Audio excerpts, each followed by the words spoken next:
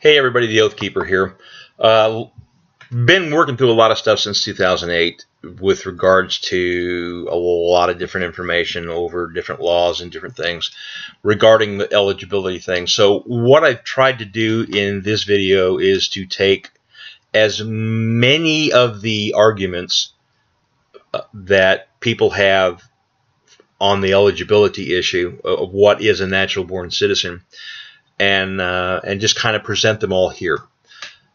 One of the reasons I want to do that is it's just easier for me to have everything all in one place, and then I can just direct people to this video, and it saves me a whole lot of typing.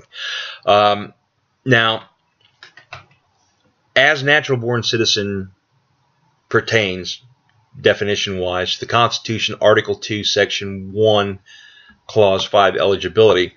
I also want to show what the framers of the Constitution intended with the definition, as well as to show why people may or may not be eligible for the offices that they're after. And while I'm presenting this to you, I'm going to use the phrase subject and citizen interchangeably, sometimes together, sometimes interchangeably, as well as the NBC will be the short, word for natural born citizen. Just easier to say it that way, I think. Now, most arguments, I do believe, regarding the eligibility issue are based off of an interpretation or what people accept as a definition of NBC. Those who feel that Obama and Cruz are not eligible point to a strict interpretation of the Constitution and numerous references to phrases in other documents like child of parents who are U.S. citizens and children born to U.S. citizens overseas and things like that are found in other documents, and references to both parents being required to be a natural born citizen in a lot of historical court rulings. Now, those who feel the Constitution is fluid and just redefine it, reinterpret it as you need to, say that Obama and Cruz are eligible because anyone born in the United States or born to a United States or U.S. citizen, regardless of where they're born, are NBCs. So, and then of course the perennial problem I seem to run across are people that don't understand there's a difference between the word citizen and natural born citizen, and they're not the same and they are not interchangeable. Now, when we look at the writing style of the framers, the writing style that they used when they were crafting the Constitution, we see that there are no extra words. And like the Declaration of Independence, the Constitution was written to be read aloud. And for that reason, the language is clear, concise, and it has to be taken in context of the events that led the Founding Fathers to create both of those documents. As for the events of the times influencing the ideas, the framers of the Constitution were keenly aware that foreign influence on a country or its leader was not a desirable thing for a number of reasons. Based off that, I found two that I think were the most pressing issues for them.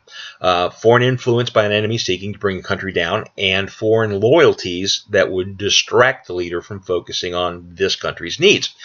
History has, oh Lord, they got a lot of examples of a leader of a country actually being from another country, and all the problems that caused.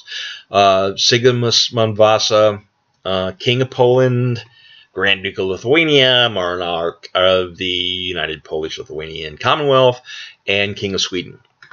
And not surprisingly, when you read the history of Poland, Vasa's concerns while he was the Polish king were all on Sweden and the issues there.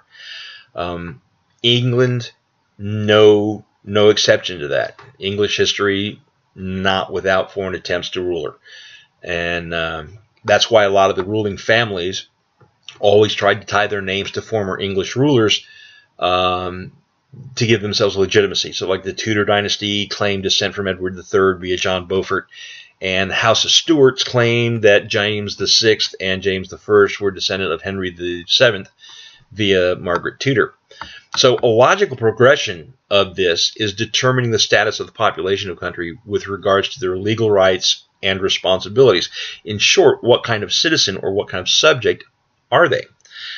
Clearly, it's been accepted that a person born in a country is considered a subject or a citizen, as they do fall under the jurisdiction of that country.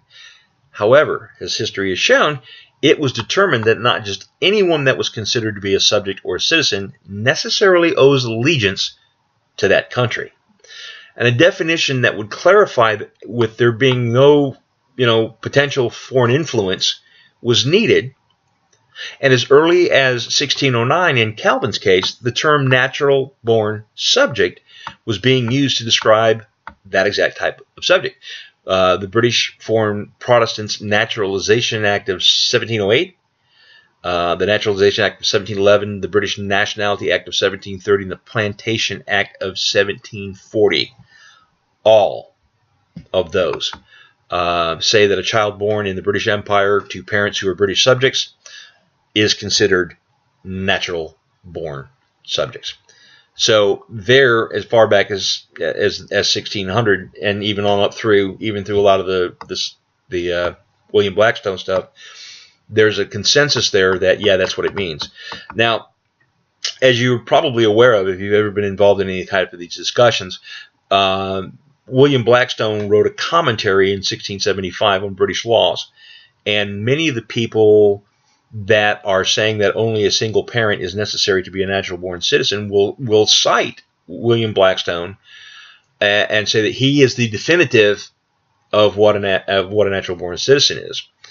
Now, understand that in 1765, in his commentaries, he wrote that, quote, "No person born out of the dominion of the crowns of England, unless born of English parents," plural, "even though naturalized by Parliament, shall be capable of being in the Privy Council." This law actually was used to help secure the throne of England for one of the kings, to prevent foreign leaders from trying to take over the country and sit on the throne. They weren't descended of English parents, so they weren't allowed to sit on the throne by law. Now, Blackstone also went on to say that, quote, "to encourage also foreign commerce, it's enacted by statute that all children born abroad, provided both parents were at the time of the birth in allegiance to the king," British subjects, "and the mother passed the seas at her husband's consent," which means she was there because he knew about it, then they're going to be considered the same as if they were born in England. Now, I have to be fair about this, because there actually is a circumstance in the commentaries where Blackstone advocated that a single English parent could have their child considered to be a natural-born citizen. And that condition is, quote, "so that all children born out of the king's allegiance," or out of the empire, "whose fathers were natural-born subjects, are now natural-born subjects themselves, to all intents and purposes without any exception, unless said fathers were attainted or banished beyond sea for high treason, or were then in the service of a prince at enmity with Great Britain." End quote. Basically saying the children of English fathers. We'll get back to that in a second, but you will notice that Blackstone says nothing about the mother's nationality or the mother having the ability to pass on her citizenship to the child. Edward Coke, with regards to Calvin's case, said that, quote, "if any of the king's ambassadors in foreign nations have children of their wives, being English women, by the common laws of England, they are natural-born subjects, and yet they are born out of the king's dominions." So he was recognizing in that as long as both the parents were English, that the child is considered to be a natural-born English person, British subject. So again, prevailing idea in all of these is that the child of two British subjects is considered to be a natural-born subject, regardless of where they were born, and proving that historically accepted definition of natural-born subject was that both parents were citizens of the country. Now, when the British colonies sought independence, the word subject was replaced with the word citizen, but the definition didn't change. The Founding Fathers hoped to ensure that the same types of foreign influence that caused problems in Europe so many times wouldn't be repeated here. So they sought a solution that would ensure against it. Now, during Alexander Hamilton's first draft of the Constitution, Article 9, Section 1 said, quote, "No person shall be eligible for the office of President of the United States unless he be now a citizen of the states or hereafter be born a citizen of the United States," end quote. Now, John Jay wrote to George Washington and urged him that, quote, "whether it would not be wise and seasonable to provide a strong check to the admission of foreigners into the administration of our national government, and to declare expressly that the command-in-chief of the American army shall not be given to nor devolve on any but a natural-born citizen," end quote. Now, I want to point out at this point that the convention accepted that change and implemented it without any further recorded debate on that issue.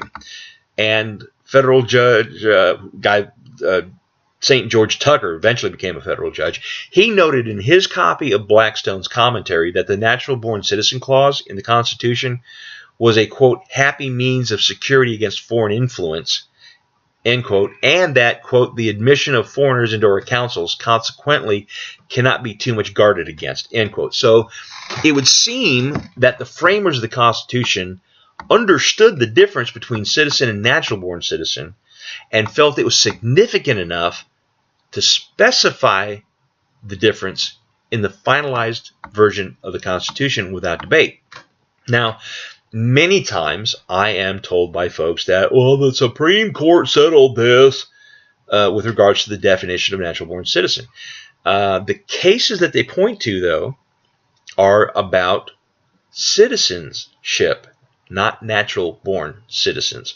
However, even in those cases, the Supreme Courts, in their rulings, when they hand them down, also make the clarification of the difference. In Dred Scott versus Stanford, the Supreme Court said, quote, "the citizens are the members of the civil society, bound to the society by certain duties and subject to its authority. They are equally participated in its advantages. The natives or natural-born citizens are those born in the country of parents who are citizens," end quote. Now, they make almost the same verbatim thing in Minor versus Harperset, okay? And it even says that the Constitution doesn't say in words what a natural-born citizen is, but resort has to be made elsewhere to ascertain that. And it says that common law, with the nomenclature of which the framers of the Constitution were familiar, it was never doubted that all children born in a country of parents who were its citizens became themselves, upon their birth, citizens also. These were natives or natural-born citizens, as distinguished from aliens and foreigners. And some authorities go further and say that citizens are children born within the jurisdiction without reference to the citizenship of their parents. And the ruling says that as to this class, the ones that are citizens without considering citizenship of their parents, there are doubts. But never is there a doubt to the first. United States versus Wong Kim Ark, pretty much verbatim the same thing, you know, that of what was stated there. And there are other examples. John Bingham, who was the father of the 14th Amendment, which gave citizenship to the former slaves in America after the Civil War, stated from the floor of the U.S. House of Representatives in 1862 that, quote, "all from other lands who by the terms of congressional law and a compliance with their provisions became naturalized are adopted citizens of the United States. All other persons born within the Republic of parents owing allegiance to no other sovereignty are natural-born citizens," end quote. He then restated something similar to that in 1866 from the House floor, saying, quote, "every human being born within the jurisdiction of the United States of parents not owing allegiance to any foreign sovereignty is, in the language of the Constitution itself, a natural-born citizen," end quote. And even as recently as September 2008, in a Michigan Law Review article entitled Originalism and the Natural Born Citizen Clause, Lawrence Solom and John Cribbett, professors of law at the University of Illinois College of Law, wrote, quote, "What was the original public meaning of the phrase that establishes the eligibility for the office of President of the United States? There is a general agreement that on the core of its meaning, anyone born on American soil whose parents are citizens of the United States is a natural-born citizen," end quote. So again, clearly the definition for NBC is that both parents are U.S. citizens in this case. It also is accepted that children born to U.S. parents overseas are also NBCs. Another suggestion from John Jay that just happens to help to define NBC, but also explicitly shows the difference between citizen and natural-born citizen. Now, there are two ways of citizenship that are accepted by a lot of those who feel the Constitution is fluid. One is called by soil, and the other one is called by blood. By soil means that your citizen is based solely off of where you were born, and by blood means it's based off where your parents are citizens. And neither one of these are universal ideas. Matter of fact, only about 30 of the world's 294 countries even recognize by soil. So the idea that by soil qualifies anyone born in the U.S. to be a natural-born citizen sort of flies in the face of the very definition of NBC. And I really can't think of a more clear-cut case of it being in direct opposition to what the framers' goal was, which was keeping foreign influence out of the country.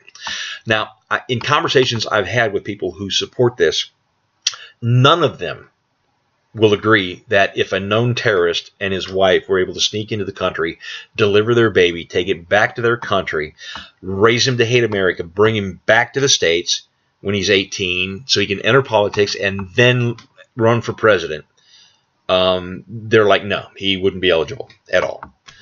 But it's only this extreme circumstance that they even begin to back off the idea that just being born here is enough to be considered a natural-born citizen. But the reality of it is that there's no illegal alien could ever have an anchor baby in this country and believe that that child is a natural-born citizen and can grow up to be president. Now, by blood is also used to say that a person can be a natural-born citizen. And like the definition for natural-born citizen, people that support that also tend to ignore the S at the end of the word parent. If one strictly interprets the Constitution, being in context of the time it was written, then by blood is at minimum based off the father's, not the mother's, nationality. Now, proof of this can be found in British common law as well as the use of morganatic law, where a male member of royalty can pass along his royalty, his titles, his land, all this, to a child he had with a commoner female. But a female member of royalty cannot do the same thing if she were to have a child with a commoner. And as stated before, the idea of by blood was that the child was born in a foreign country, has the nationality of his parents, not just one of the parents, and certainly not the mothers. So back in 2008, when Barack Hussein Obama was running for president, there were a lot of questions as to his eligibility based off a number of inconsistencies with not only his birth location, but as to whether or not his mother, Ann Dunham, actually met U.S. citizenship eligibility herself. Now, it kind of becomes a moot point, and I'm going to tell you why. Because we know that Kenya, where Barack Obama Sr. was from, was part of the British Empire at the time, which means Barack Obama Sr. was a British subject. And according to the British Nationality and Status of Aliens Act of 1914, when a British subject married a foreign woman, the foreign woman became a British subject. Now, that law also states that a British subject would lose their British subject if it was a female. The female would lose her British subject status if she married a foreigner. And I'll cover that in a second. Now, understand also that the Naturalization Acts of 1948, 1958, 1964, and 1965 did nothing to change those stipulations, which means that Ann Dunham became a British subject when she married Barack Hussein Obama Sr., and their son was a British subject when he was born, regardless of where he was born. Now, the argument that Obama is a natural-born citizen, based solely on the premise that his mother was a U.S. citizen and that he was born in Hawaii, also doesn't work, since Ann Dunham's subsequent marriage to Lola Soetoro included Soetoro adopting Obama Jr., making him an Indonesian citizen, and changing his name to Barry Soetoro. Now, I could point out that when he passed the bar the legal bar in Illinois, Obama Jr. was asked if he'd ever gone by any other name, and he said no, that he was guilty of perjury, but then I'd be splitting hairs. Now, there may be questions of where Obama's born. Sure, everybody's got them. And there's serious doubt as to whether or not his mother was a U.S. citizen. But the blunt object used by Obama eligibility supporters was based on two things: his mother's U.S. citizenship and the fact that he was born in Hawaii. And I've had this conversation with the guy online. He never quite got it. He goes, well, that was just what was accepted. It's not what was necessary. And I was trying to explain the difference to him, and he just wasn't getting it. But I emphasized the and for a reason, and that was to point out that both of those things were what people said was the reason that Obama was eligible as a natural-born citizen. So we all know that Ted Cruz was born in Canada, and we all know that he was issued a Canadian birth certificate since Canada didn't recognize dual citizenship at the time he was born in 1970. I want to point out here that at the time of Ted's birth, his father was still a Cuban citizen, and his mother was a U.S. citizen. Raphael did pursue and ultimately gain his Canadian citizenship.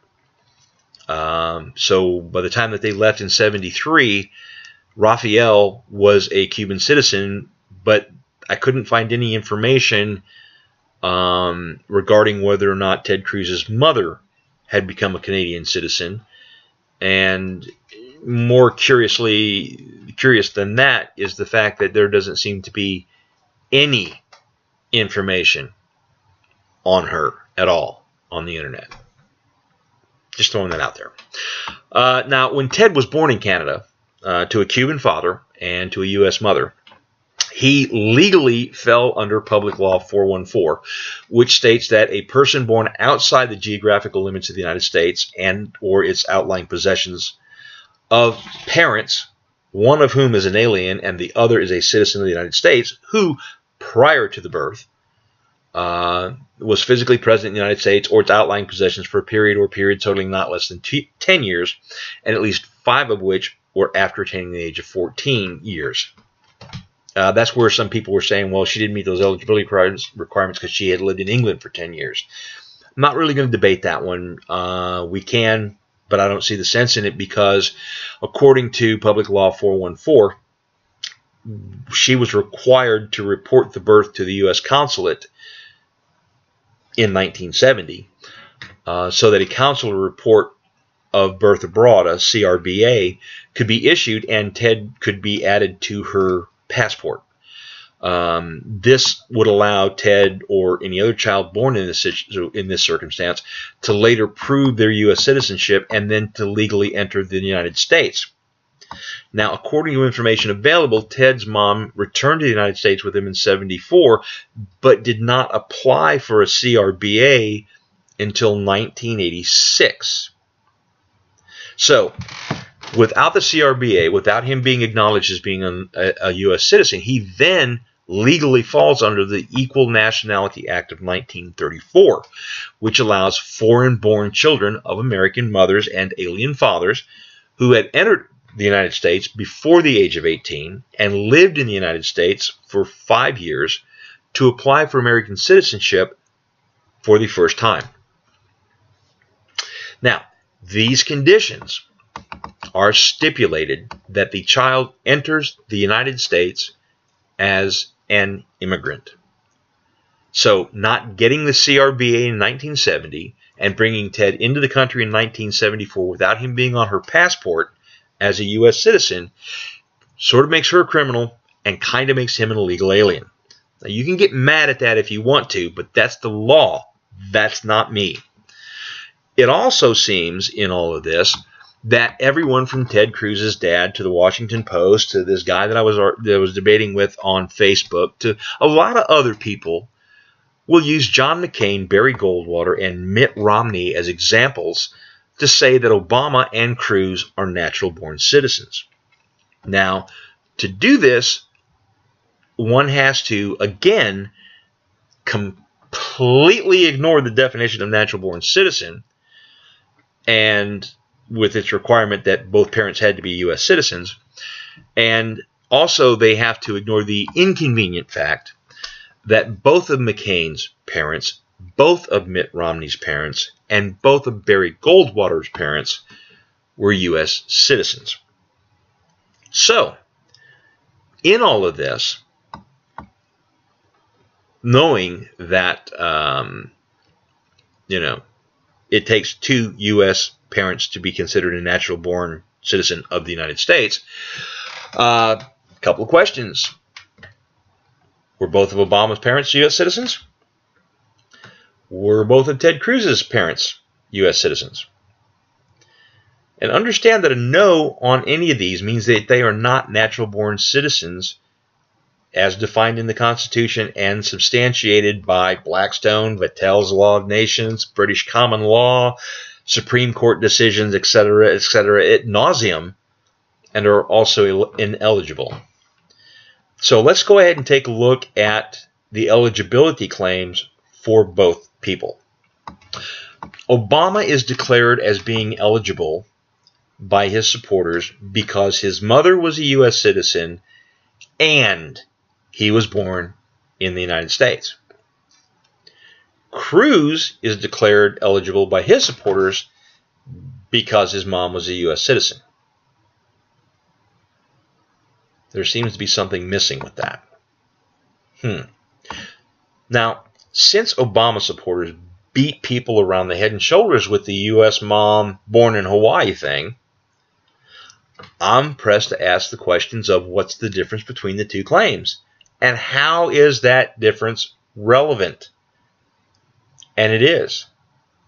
When you go through and you actually look up the things instead of just repeating the stuff over and over and over that liberals tend to do, you find out that no, Barack Hussein Obama is not a natural-born citizen. And if he ever had U.S. citizenship, it was long gone when he was 2 years old. Ted Cruz, you might love the stuff that he's done, but the reality of the situation is it wasn't until 1986 that he got a CRBR, and he didn't renounce his Canadian citizenship in 2014. But I'm here to tell you that he is legally still a Canadian citizen because saying that you're no longer a Canadian citizen or renouncing your Canadian citizenship doesn't end your Canadian citizenship. That's done with a whole bunch of paperwork so that it's documented. Now, I imagine the time that I was compiling all of this, that the answer to the question of why is the criteria used to say that Obama is eligible not the same as the criteria used to say that Cruz is eligible. And that would seem like a very simple question, and apparently it's not as simple as I think it is, because a lot of people get violent and hostile and hateful when I ask them that question. And I think it's a very valid question, and I think it's a very fair question. But I have to wonder about their reactions when they're mad. Now, are they mad at me for pointing it out, or are they mad at me because I pointed it out and they didn't get it before I pointed it out to them? Either way, they can't really be mad at me because these are all laws that were in place when I was running around northern Ohio with no shoes on. So, being mad at me about all of that to me, is a lot like looking in the mirror and not liking the reflection. Which, again, isn't my fault. Have a great day. Take care.